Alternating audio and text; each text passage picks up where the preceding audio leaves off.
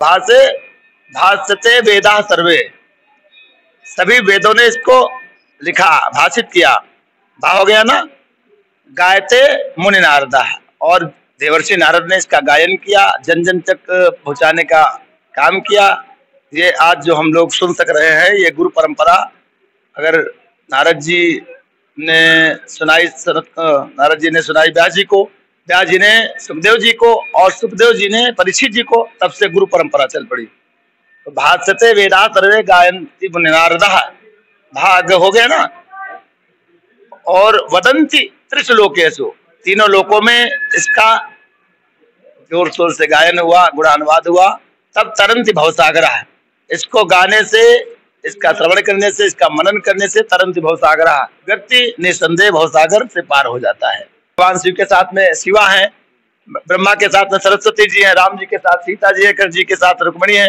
लेकिन अब देखा जाए बात तो जैसे अल्लाह देखा जाए, अल्लाह के साथ अल्ली नहीं है ना, या ईसा मसीह जो यीशु है उनके साथ ईसी नहीं है, गॉड के साथ गॉडी नहीं है। एक हमारे भगवान ही परिपूर्ण है, इसीलिए हम परिपूर्ण ब्रह्म उनको मानते हैं। नमस्कार, मैं हूं एस के पाल, आप देख रहे हैं युवा तक भारत।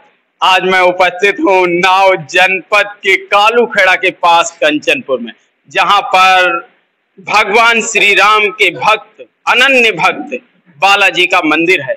वहीं पर श्रीमद् भागवत कथा का आयोजन चल रहा है।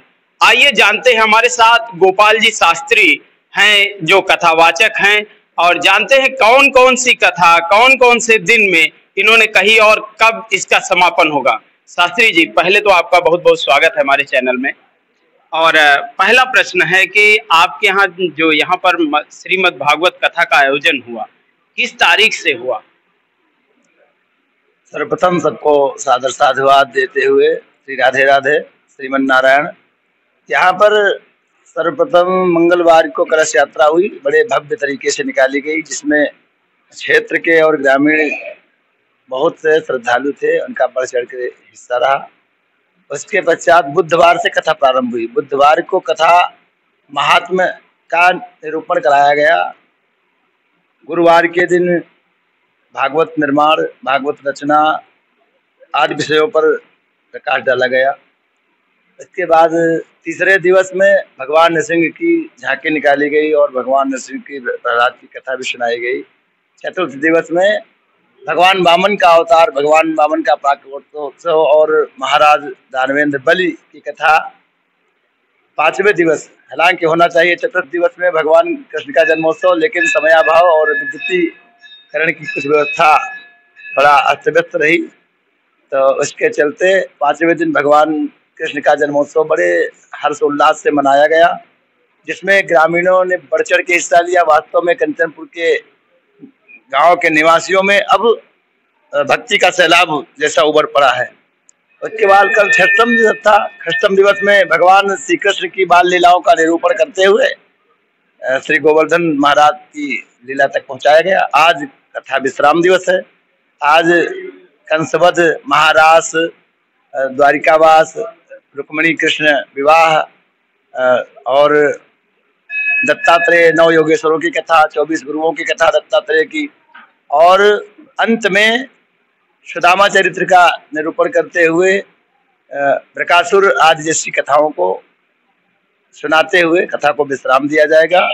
और कल प्रातः काल हवन होते हुए यहाँ पर बृहद भंडारा है, जहाँ पर बहुत दूर दूर के श्रद्धालु आएंगे, प्रसाद पाएंगे और अपने जीवन को धन्य बनाएंगे। बस ये क्रम है। जो भागवत कराने का महत्व है। अब देखो, इसमें लिखा गया है, भागवत में 4 अक्षर है, भागवत। तो भाषे भाष्यते वेदा सर्वे, सभी वेदों ने इसको लिखा, भाषित किया। भा हो गया ना। गायते मुनि नारदा, और देवर्षि नारद ने इसका गायन किया, जन जन तक पहुंचाने का काम किया। ये आज जो हम लोग सुन सक रहे हैं, ये गुरु परंपरा अगर नारद जी ने सुनाई व्यास जी को, व्यास जी ने सुखदेव जी को, और सुखदेव जी ने परीक्षित जी को, तब से गुरु परंपरा चल पड़ी। तो भाष्यते वेदा सर्वे गायन्ति मुनि नारदा, भाग हो गया ना। और वदंती त्रिशलोकेषु, तीनों लोकों में इसका जोर शोर से गायन हुआ, गुणानुवाद हुआ, तब तरंति भवसागरा है।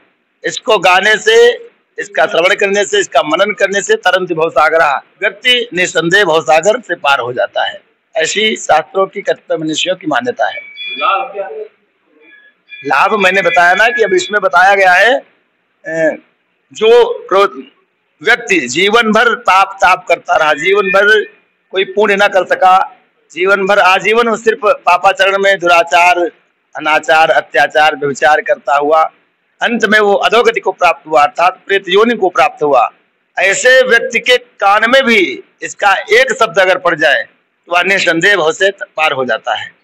ये ऐसा लाभ है। और मन की शुद्धि आदि बहुत से लाभ है। इसको सुनने से मानव जीवन संवर जाता है। जैसा कि हर जगह श्रीमद् भागवत कथा का जो आयोजन होता है वो संगीतमय ही होता है, लेकिन यहाँ पर एक और भागवत कथा का मूल श्रेय क्या है? कुछ ऐसा क्या दो तरीके की? लोग कहते हैं कि इसमें संगीत नहीं बजना चाहिए, ऐसी भ्रांति है। लेकिन आप अगर भागवत पढ़ते हैं तो भागवत महात्म के 6ठे अध्याय के 86वें श्लोक को देखिएगा, उसमें लिखा है, वो प्रमाणित करता है श्लोक कि इसमें संगीत का होना आवश्यक है, क्योंकि गीत के बिना संगीत और संगीत के बिना गीत अधूरा है।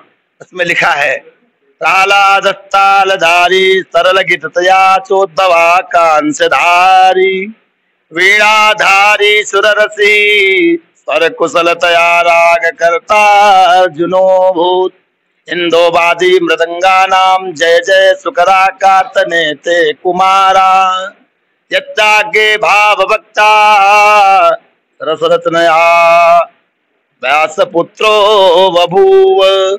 अर्थात प्रहलाद जी ने ताल बजाई, इंद्र जी ने मृदंग बजाई, शिव जी ने डमरू बजाया और नारद जी ने वीणा बजाई। ये संगीत ही तो है। तो ये भागवत ही प्रमाणित करती है कि बिना संगीत के गीत अधूरा है।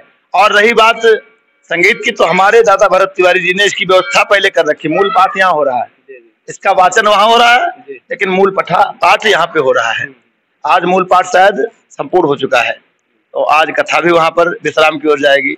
ऐसा है। कथाएं दो प्रकार की नहीं, कथाएं तो एक ही प्रकार की होती है। अब वो लोग कहले कि बिना संगीत की होती है, बिना, तो अपनी अपनी मना स्थिति है। नहीं, रूप देखा गया ना यहाँ, तो इस पर प्रश्न रूप देखा गया, वो तो सही है, लेकिन संगीत में ही भगवान का वास है। भगवान भी संगीत प्रेमी है। अभी आप कथक नृत्य कर रहे हो या अच्छा संगीत गा रहे हो, बजा रहे हो, तो भगवान आपको अनुभूति होगी कि हाँ भगवान है। और वेद मंत्रों में तो इतना दम है ही है, जो अब आप गुनगुनाएंगे तो आपको लगेगा कि अंदर एक नई ऊर्जा का संचार हो रहा है। ऐसा है। और भागवत का एक एक मंत्र, पहले तो 18,000 थे, लेकिन अब आज की नई प्रतियों में 18,000 नहीं है। आज की नई प्रतियों में मात्र 14,792 ही श्लोक बचे हैं, बाकी सब लुप्त हो गए हैं। अब कैसे हुए ये हम नहीं बता सकते।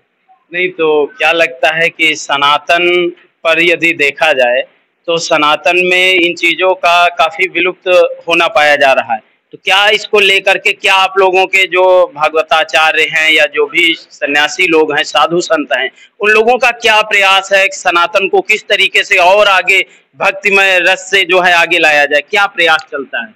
देखिए, इसमें रही बात सनातन की, अब इसमें कहीं कहीं हमारे लोगों की भी जिम्मेदारियां हैं। हम लोग भी अपनी अपनी जिम्मेदारियों से भाग चुके हैं, कहीं कहीं ऐसा पाया गया है, क्योंकि हम लोग एक मत नहीं हो पा रहे हैं।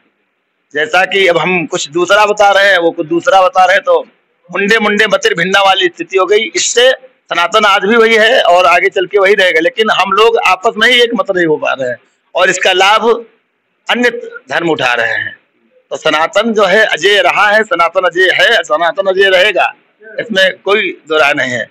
क्योंकि हमने बताया ना, सनातन क्यों अजय है, क्योंकि हमारे हर भगवान के साथ में उसकी पत्नी है।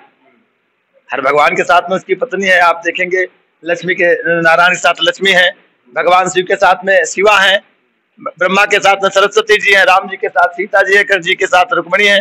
लेकिन अब देखा जाए बात, तो जैसे अल्लाह देखा जाए, अल्लाह के साथ अल्ली नहीं है ना, या ईसा मसीह जो यीशु है उनके साथ ईसी नहीं है, गॉड के साथ गॉडी नहीं है। एक हमारे भगवान ही परिपूर्ण है, इसीलिए हम परिपूर्ण ब्रह्म उनको मानते हैं। अच्छा, इसीलिए क्या प्रयास आपका आगे रहेगा? आम जनमानस से क्या संदेश देना चाहते हैं सनातन को लेकर के? ये जो भक्तिमय तरीके से कैसे भक्तिमय हो। संदेश ये देना चाहते हैं भाई, जैसे भी हो, मन वाणी और कर्म से जैसे भी हो, हमको अपने सनातन के लिए सदैव प्राण देने तक के लिए तैयार रहना चाहिए। सनातन की आन बान शान न जाने पावे, चाहे हमारे प्राण चले ही जाए। ऐसा संदेश हम देना चाहेंगे सब सनातनियों से कि हमारा सनातन सदैव जैसे भारत के भाल पे ये जो हिंदी रूपी बिंदी है, इसकी आन बान शान को और हम अपनी संस्कृति को कभी झुकने न दें, भले ही हम अपने प्राणों की न्यौछावर दे दें। बहुत बहुत धन्यवाद। जैसा कि आपने देखा कि जो कथा भगवताचार्य श्री गोपाल जी शास्त्री जी हैं, उन्होंने बताया कि सनातन की रक्षा के लिए हर एक हिंदू को चाहे क्यों ना सनातन की रक्षा करते हुए उसके प्राणों की बाजी लगाना पड़ जाए, लेकिन सनातन के लिए हमें इस पर भी आगे बढ़ना चाहिए, कभी भी पीछे नहीं हटना चाहिए। और उन्होंने बहुत बड़ी बात कही कि संस्कृति हमारी जो विलुप्त होती जा रही है, इसको एन केन प्रकारेण बचाने का प्रयास करना चाहिए। कैमरामैन के साथ उन्नाव से एस के पाल।